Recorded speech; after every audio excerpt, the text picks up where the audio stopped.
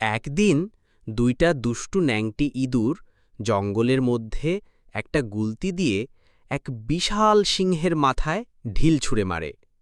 সিংহ রেগে গর্জন করে তাদের ধরে ফেলে। তখন ইঁদুর দুটি ভয়ে কাঁপতে কাঁপতে হাতজোড় করে বলে, আমাদের ছেড়ে দিন, আমরা ভবিষ্যতে আপনাকে সাহায্য করব।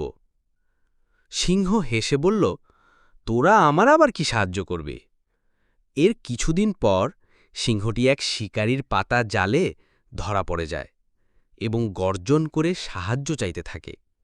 তার গর্জন শুনে সেই দুই ন্যাংটি ইঁদুর দৌড়ে এসে দেখে সিংহ জালে আটকে আছে।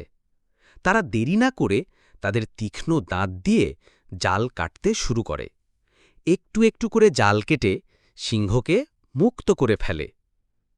গল্পের শিক্ষা: ছোট হলেও কাউকে অবহেলা করা উচিত নয়। একদিন সেই ছোটজনই বড় উপকারে